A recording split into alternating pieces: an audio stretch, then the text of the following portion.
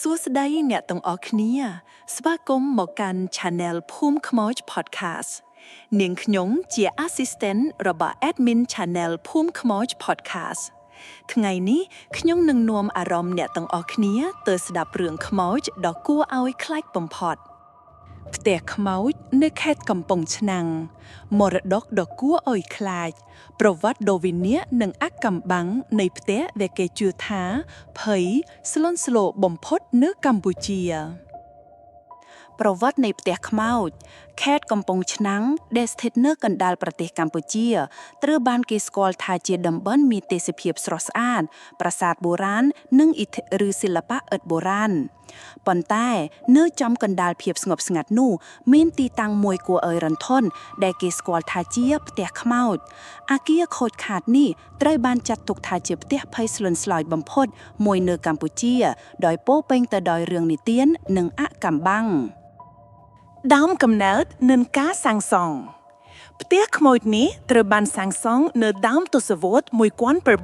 1970ក្នុងពេលដែលស្ថានភាពនយោបាយនៅកម្ពុជាអាក្រក់បំផុតវាត្រូវបានគេគ្រោងជាផ្ទះឯកទេសដ៏ប្រណិតសម្រាប់គ្រួសារមួយដែលមានទ្រព្យសម្បត្តិពីការជួញដូរនិងសំណង់ផ្ទះមានប្លង់ធំទូលាយជាន់ច្រើនបន្ទប់ធំៗនិងការតុបតែងដ៏អស្ចារ្យវាមានទីតាំងល្អដើម្បីមើលឃើញទន្លេសាបដើម្បីផ្ដល់ភាពប្រណិតដល់ម្ចាស់ផ្ទះរឿងនិទានដ៏វេទនា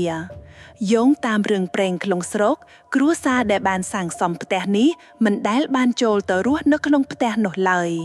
បន្ទាប់ពីការសាងសង់បញ្ចប់ប្រទេសបានធ្លាក់ចូលទៅក្នុងសម័យរដ្ឋាភិបាលខ្មែរក្រហមនៅឆ្នាំ1975គ្រួសារមួយនេះបានត្រូវបានគេដកចេញពីអំណាចហើយវាសនារបស់ពួកគេមិនមានអ្នកណាដឹងឡើយគេជឿថាពួកគេបានស្លាប់ក្នុងសម័យមួយដ៏អាក្រក់ដែលបានសម្លាប់ប្រជាជនកម្ពុជាផ្ទះត្រូវបានទុកចោលក្នុងអំឡុងសម័យខ្មែរក្រហម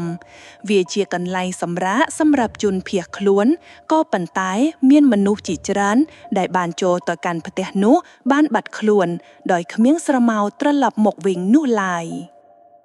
បន្ទាប់ពីសម័យខ្មែរក្រហមក្រោយឆ្នាំ1979ផ្ទះមួយនេះនៅតែត្រូវបានគេទុកចោលមានមនុស្សជាច្រើនប៉ុនប៉ងនៅក្នុងការធ្វើការជួសជុលនិងដាក់ឲ្យប្រើប្រាស់ឡើងវិញប៉ុន្តែពួកគេត្រូវបានជួបហេតុការណ៍ប្លែកៗនិងទទួលបាននូវអារម្មណ៍មិនល្អនិងភាពភ័យខ្លាចជាដើមអ្នកដែលធ្វើការជួសជុលនៅទីតាំងមួយនោះបាននិយាយថាពួកគេបានឃើញរូបភាពចម្លែកប្លែកៗដូចជាទទ្រាន់ជើងមនុស្សចម្លែកនិងសូរសំឡេងដ៏គួរឲ្យខ្លែកដែលមិនមែនជាមនុស្សពួកគេក៏សម្រេចចិត្តចាប់ផ្ដើមបកបងការជួសជុលហើយផ្ទះមួយនេះក៏នៅតែត្រូវបានទុកឲ្យពុកផុយជាបន្តទៀតរូបរាងនិងវីដេអូមនុស្សជាច្រើនបានឃើញរូបខ្មោចបែបខ្មែរមនុស្សពាក់សម្លៀកបំពាក់សម័យចាស់ត្រូវបានឃើញប្រទះហាកាត់បន្ទប់ឬឈរបកដៃតាមបង្អួតគេនិយាយថាពួកគេបានឃើញគ្រួសារនោះនៅតែរស់នៅទីនោះប៉ុន្តែជីវិតមានសភាពជាខ្មោចក្រុមអ្នកស៊ើបអង្កេតមួយបានឃើញស្រីម្នាក់ក្នុងសម្លៀកបំពាក់បុរាណកំពុងអោបកូនពេលពួកគេចូលទៅជិតស្ត្រីម្នាក់នោះក៏រលាយបាត់ស្រមោលសូរសំឡេងនិងកន្លែងដ៏អាក្រក់គេបានឮសូរនិយាយតិចៗសូរលេងរបស់ក្មេងៗនិងសូរស្រែកហើយគួរឲ្យខ្លាចបំផុតមានមនុស្សម្នាក់បានឮសូររឹបជើងដើរតាមពីក្រោយខ្វាត់ពេលគាត់ងាកមើលបែរជាមិនមាននរណាម្នាក់នោះឡើយសូរទាំងនោះបន្តរហូតដល់ព្រឹកមានមនុស្សជាច្រើនបានប្រាប់ពីអារម្មណ៍ដ៏ត្រជាក់នៅពេលដែលពួកគេចូលទៅការត្រូវប៉ះដោយអ្វីមិនឃើញអ្នកខ្លះត្រូវបានវត្តទុអ្វីមួយយ៉ាងត្រូវខុសលើក្នុងរបស់គាត់ពេលរៀបរាប់ប្រវត្តិភាពដោយគ្មានមូលហេតុដែលធ្វើឲ្យគាត់មិនហ៊ានទៅទីនោះម្ដងទៀតតាមរយៈសំឡេងអេឡិចត្រូនិក EVP អ្នកស៊ើបអង្កេតបានកត់ត្រាសំឡេងចម្រុះជាច្រើនដូចជាសូរសំឡេងដែលយើងពិបាកនឹងយល់សូរសំជួយនិងសូរមនុស្សប្រុសនិយាយថាពួកគេត្រូវបានគេចាប់មករូបថតនិងវីដេអូមានរូបថតនិងវីដេអូបង្ហាញអំពីរឿងចម្លែកវីដេអូមួយបង្ហាញរូបខ្មោចម្នាក់ដើរកាត់បន្ទប់ហើយបាត់ខ្លួនចូលក្នុងជញ្ជាំងប្រជាជនក្នុងស្រុកនិងរឿងពិត បរោះចាស់ម្នាក់បានប្រាប់ទីអ្វីដែលគាត់បានជួបក្នុងគ្រាវ័យក្មេងគាត់បានឃើញក្មេងខ្មោចក្រុមមួយលេងក្នុងបន្ទប់ហើយបាត់ខ្លួនភ្លាម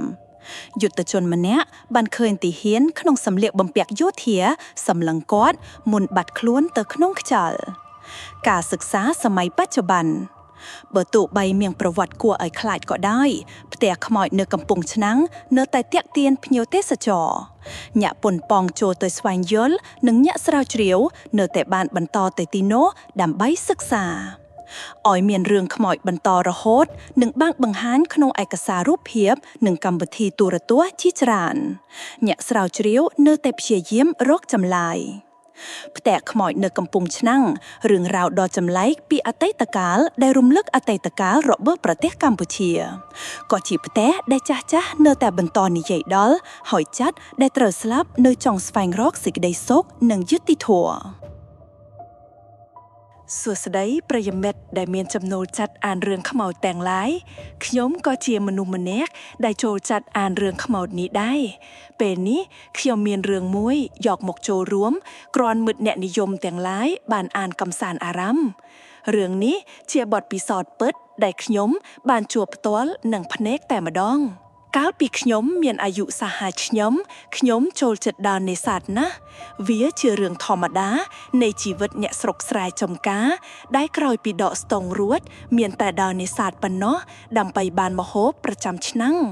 មានថ្ងៃមួយនោះខ្ញុំនិងមិត្តភ័ក្តិ3នាក់ទៀតបាននាំគ្នាទៅបបកត្រីនៅឯស្ទឹងដែលនៅឆ្ងាយពីភូមិប្រហែលជា3គីឡូម៉ែត្រក្រោយពីបបកអស់មួយប្រលប់ធំឃើញថាម្នាក់សុទ្ធតែបានត្រីគ្រាន់តែតិចនិងច្រើនប៉ុណ្ណោះព្រោះបើអ្នកណាអង្គុយចាំកន្លែងត្រីដាវច្រើនក៏បានច្រើនជាងគេបន្តិចអ្នកណាសយអង្គុយមិនត្រូវផ្លូវត្រីក៏បានតិចជាងគេទៅនៅវេលាប្រហែលជាម៉ោង1អាត្រាតខ្ញុំងាកទៅមើលមិត្តម្នាក់ឈ្មោះអាកកដែលអង្គុយនៅក្បែរខ្ញុំឃើញវាដាក់ដងបបកចុះដេកលក់ស្ងាត់ជ្រាបទៅហើយប្រហែលជាវាខ្ជិលព្រោះត្រីមិនសូវស៊ីក៏មិនដឹងខ្ញុំខ្ជិលដាស់ក៏បណ្ដោយឲ្យវាដេកតាមដំណើរព្រោះបើចិត្តមិនចាំងក៏បបកមិនបានត្រីដែររហូតដល់ម៉ោង7:02ឮសូរមាត់ត្រីពឹបប៉ាប់ចាប់ចំណៃគួរជាទីសង្ឃឹមដល់អ្នកបបកដូចជាពួកយើងក្នុងចិត្តចែកតែនឹកភ្នុកថាមិនយូរទេយើងច្បាស់ជាបានវត្តត្រីរស់អាធំកោងដងបបកជាមិនខានកំពុងតែរេដងបបកចុះឡើងស្រាប់តែខ្ញុំភ្ញាក់បះដៃបះជើងរហូតរបូតដងបបកធ្លាក់ចេញពីដៃព្រោះតែស្លិននិងអាកកដែលស្រែកចំទាលវាស់ពេញទំហឹងជាងនេះទៅទៀតវាព្រមតែស្រែកថា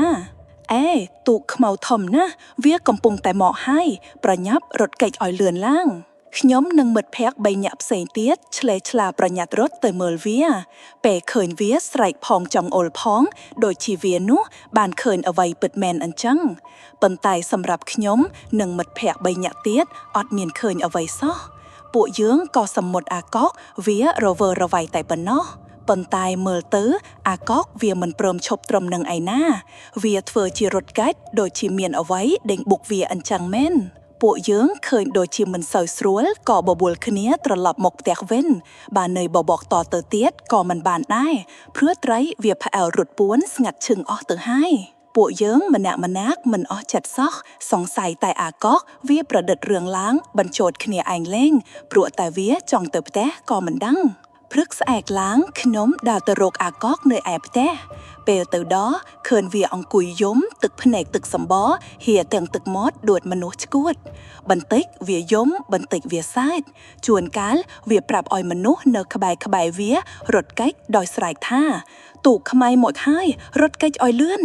ក្នុងថ្ងៃជាមួយគ្នានោះអាកកវាប្រាប់ថាវាចង់ស៊ីមួនស្ងោស្ទើឆ្អិនស្ទើឆៅ